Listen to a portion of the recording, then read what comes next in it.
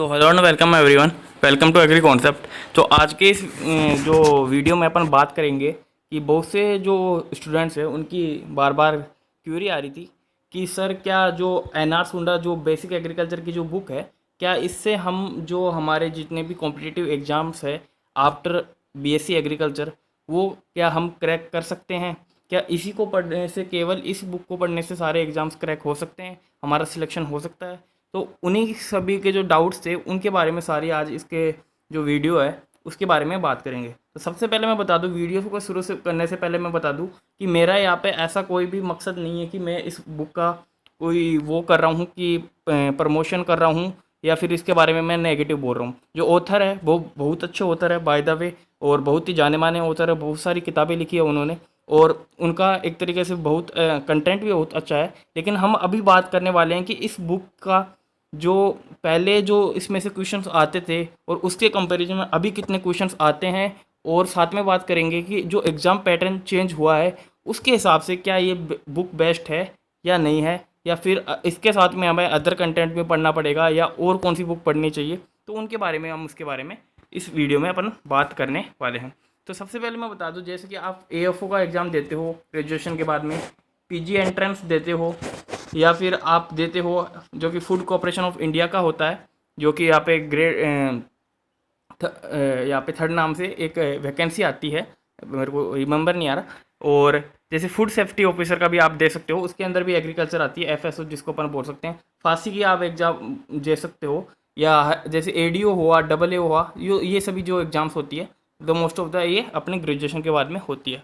तो अब इसमें बात करेंगे कि क्या हम एन.आर. सुंडा जो बुक है, जो कि बेसिक एग्रीकल्चर की जो बुक है और जिसके अंदर पूरा एग्रीकल्चर मतलब सभी सब्जेक्ट मोस्टली दिए हुए हैं, तो क्या हम इसको पढ़कर क्या हमारा सिलेक्शन हो सकता है? क्या हमें जॉब मिल सकती है? क्या हम पीजी एंट्रेंस में हमारा क्या होता है, सिलेक्शन हो सकता है?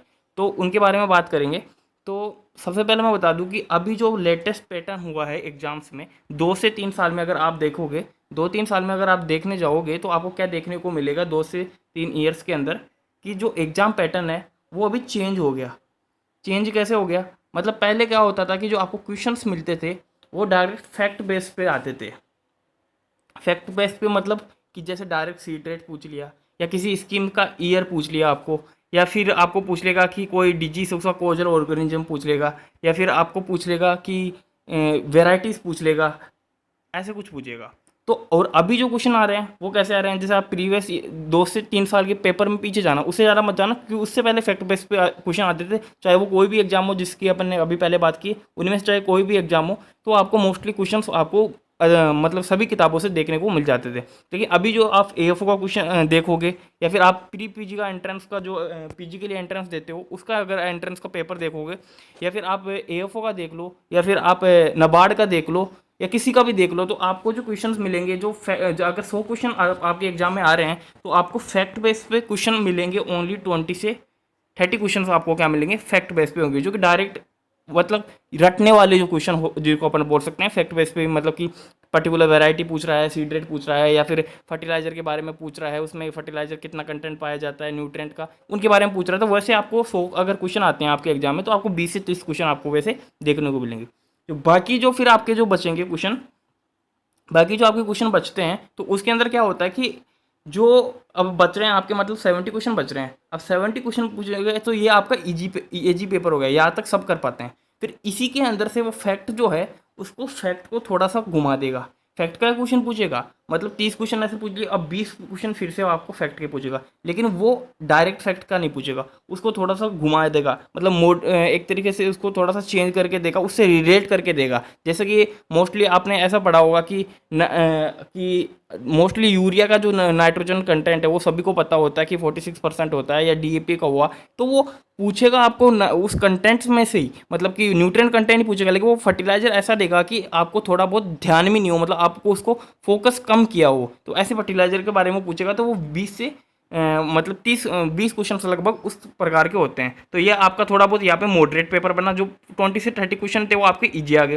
फिर 20 क्वेश्चन आपको क्या हो गया, मॉडरेट क्वेश्चन हो गए। अब बचे जो 50, अब ये आपके फैक्ट बेस पे नहीं रहेंगे, फैक्ट बेस पे बिल्कुल नहीं रहेंगे, ये आपके चेक करने वाले हैं अंडरस्टैंडिंग को, मतलब कि आपने उसको कितना डीपली पढ़ा है, डीपली पढ़ा है मतलब कि आपने, अगर आप रट के जाओगे देन आप इन क्वेश्चंस को, अगर ये 50 क्वेश्चंस आते हैं तो आप अगर रट के जाते हो तो आप उनमें से सिर्फ 10 क्वेश्चन नहीं कर पाओगे, जो भी आप अगर का तुक्का आपका लग गया तो ये जो 50 क्वेश्चन थे यही आपका सिलेक्शन डिसाइड करेंगे। तो अब बात करेंगे जो इस बुक की अगर बात करते हैं, एनआर सुंडा की अगर पर्टिकुलरली बात करते हैं तो इसके अंदर कौन सा पोर्शन अच्छा दिया हुआ है, पहले तो वो बात करेंगे। तो इसके अंदर जो दिया हुआ है, जो जनरल एग्रीकल्चर की अगर बात करते हैं, जनरल एग्रीकल्चर का मतलब यहाँ पे मेरा ऐसा नहीं है कि सभी सब्जेक्ट जनरल एग्रीकल्चर में आते हैं।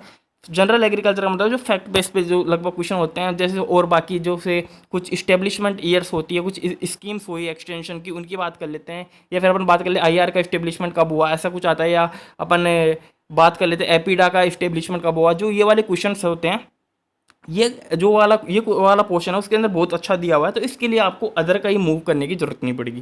दूसरी अपन बात करेंगे जो एनआर सुंडा सर है, तो वो क्या है कि खुद पीएचडी है एंटोमोलॉजी के अंदर। तो एंटोमोलॉजी का जो पोर्शन इस बुक के अंदर दिया हुआ है वो बहुत ही बेस्ट तरीके से दिया हुआ है, और अच्छे खासे मतलब मैटर है उसके अंदर। अगर आपको क्वेश्चन अगर एंटोमोलॉजी में अगर कहीं से भी क्वेश्चन आता है तो लगभग आपको 10 क्वेश्चन आते हैं, तो 7 क्वेश्चन आपको मोस्टली याद से इस बुक से आपको मिलने के पूरे पूरे चांसेस रहते हैं। बाकी अगर और अदर अपन एलआईडी की बात करते हैं, तो जैसे कि अपन क्रॉप्स वगैरह की अगर यहाँ पे बात कर लेते हैं, तो मोस्टली जो क्रॉप्स वगैरह है इस बुक के अंदर वो इतनी अच्छी नहीं दी हुई है। मतलब उसके अंदर 1 से 2 पेज के अंदर ही क्रॉप्स को क्या किया हुआ है, चाहे वो हॉर्टिकल्चर क्रॉप्स हो, चाहे वो हमारे एग्रोनॉमी की जितनी भी पैकेज ऑफ प्रैक्टिस हो कॉपी उनकी, तो वो इतनी अच्छी खासी इसके अंदर नहीं दी हुई है।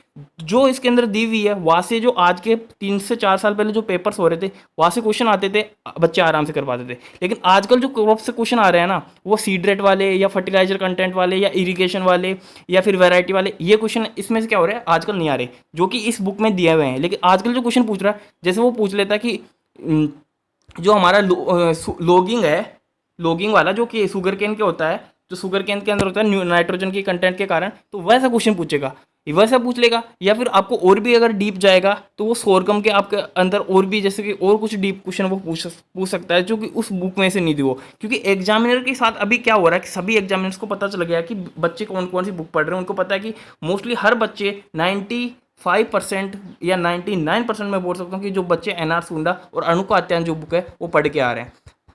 तो उनको पता है कि अब पेपर को क्या करना है कि थोड़ा मतलब स्टूडेंट का माइंड को उनको क्या करना है कि जैसे 10,000 फॉर्म भर रहे हैं, वैकेंसी कितनी है, 500 वैकेंसी है, तो उनको लेना 500 को है, लेकिन वो 500 को भी ऐसे बंदों को लेना जिनकी अंडरस्टैंडिंग अच्छी हो, जो आगे जाके और भी अच्छा कर पाए। तो वो क्या करेंगे, इन बुक्स से क्या करके हट के क्वेश्चन बनाते हैं, जो वो पहले इन बुक्स को देख चुके हैं पूरी तरीके से, उनको पता है कि यहाँ से इन बुक्स के अंदर क्या क्या कंटेंट है। तो वो क्या होता है, यहाँ से क्वेश्चन देते हैं, लेकिन वो 20 से 30 या 40 क्वेश्चन यहाँ पे आ पाते हैं। लेकिन जो 50 से 60 जो क्वेश्चन आपके एग्जाम में आते हैं वो आपको कहीं ना कहीं अंडरस्टैंडिंग बेस पे आपको क्वेश्चन मिलेंगे। जैसे आप बीएचयू का पेपर देखिए पिछले साल का, या इस साल का आप राजस्थान प्री पीजी का पेपर देख लिए, या एमपी का जो जेई एंट्रेंस होता है पीजी एंट्रेंस का, वो आप देखोगे तो इस बार बच्चों की नेगेटिव मार्किंग नहीं थी पेपर के अंदर, फिर भी जो मेरिट जाएगी वो आपको लगभग 40 मार्क्स पे भी जिन्होंने विदाउट नेगेटिव मार्किंग 40 मार्क्स पे भी जिन्होंने जो क्वेश्चन किया है, तो उनका क्या होगा, सिलेक्शन होगा। क्यों होगा, क्योंकि बच्चों ने क्या पढ़ा था, एनआर सुंडा अरुण कात्यान, ये 2-3 बुक्स है, इन्हीं को पढ़ा था। और इस बार कुछ जो क्वेश्चन पूछा ना उन्होंने, वो अलग इन बुक से अदर पूछ लिया, इन बुक से हटके पूछ लिया, तो बच्चों के पल्ले ही नहीं पड़ा। तो अब क्या हो गया, बच्चे भी क्या हो जाएंगे, होशियार हो जाएंगे। उनको पता है कि यार एनआर सुंडा वगैरह से, क्योंकि एग्जाम ने सडनली पैटर्न चेंज कर दिया, तो अगली बार से बच्चे क्या करेंगे, इन बुक्स को क्या करेंगे, इतना प्रेफरेंस नहीं देंगे। वो क्या करेंगे, वो टेक्स्ट बुक्स की तरफ मूव करेंगे। साथ में अगर कोई कोचिंग स्टूडेंट्स है तो उनके नोट्स की तरफ वो मूव करेंगे। तो उससे क्या होगा कि उनके वो अंडरस्टैंडिंग ज़्यादा बढ़ेगी, और ज़्यादा पढ़ के आएंगे तो अगली बार से कट ऑफ आप देखोगे तो वो 10 या 15 नंबर ज़्यादा बढ़ जाएगी। और धीरे धीरे करके सब क्या करेंगे, इन बुक्स को छोड़ते चले जाएंगे और अंडरस्टैंडिंग और टेक्स्ट बुक्स को पढ़ने लग जाएंगे। जो कोचिंग के नोट्स है वो डीपली होते हैं, उनको पढ़ना शुरू कर देंगे। तो यही होगा, यही सेम नाबार्ड में आपको देखने को मिल रहा है। अगर आप इस बुक को पढ़ के जाते हो तो आपका सिलेक्शन लास्ट 2 से 3 साल में नहीं हो रहा, उससे पहले होता था, बिल्कुल होता था, मैं मना नहीं कर रहा।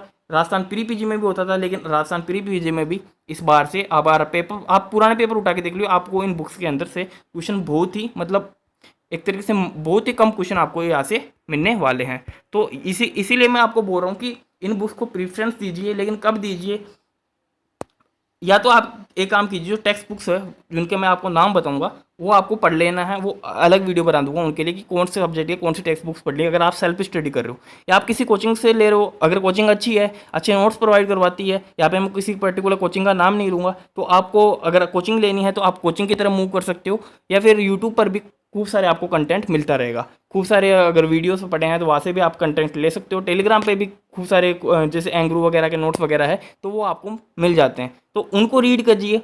उनको रीड करने के बाद में फिर आपका जब एग्ज़ाम का 1 मंथ रह जाता है, 1 मंथ मतलब 1 महीना रह जाता है एक एग्ज़ाम के, तो इस बुक को आप रीड कीजिए। मैं गारंटी देता हूँ कि आप इसको 20 दिन के अंदर इन दोनों बुक को, अगर आप कात्यायन को भी पढ़ते हो साथ साथ में, तो आराम से कवर कर पाओगे, क्योंकि आपकी जो अंडरस्टैंडिंग है वो नोट्स वगैरह पढ़ के जो एक बहुत ही अच्छी खासी अंडरस्टैंडिंग आपकी बिल्ड हो जाएगी उनसे, और फिर आप इन बुक्स को पढ़ोगे और आपके नोट्स जब कवर होंगे तब आप एग्जाम में आपको 80% क्वेश्चन होंगे जो आपने जो पढ़ा है उसी में से देखने को मिलेगा। और आप अभी जो फिलहाल जो पैटर्न चल रहा है उसके हिसाब से अगर आपके पढ़ के जाओगे तो आपको इन बुक्स के अंदर से 40 to 50% क्वेश्चन ही आपको देखने को मिलेंगे। वो भी जो अगर जो कोई 50 क्वेश्चन इन बुक से आते हैं तो ऐसा कोई नहीं है कि हर बच्चे को एक एक लाइन रटी हुई होती है, किसी को याद नहीं रहती। अगर 50 क्वेश्चन भी आते हैं ना तो लास्ट 35 से 40 क्वेश्चन ही अटैम्प्ट कर पाते हैं स्टूडेंट, क्योंकि हर एक लाइन किसी का रटने की बस की बात नहीं होती, हर एक लाइन किसी को याद नहीं होती।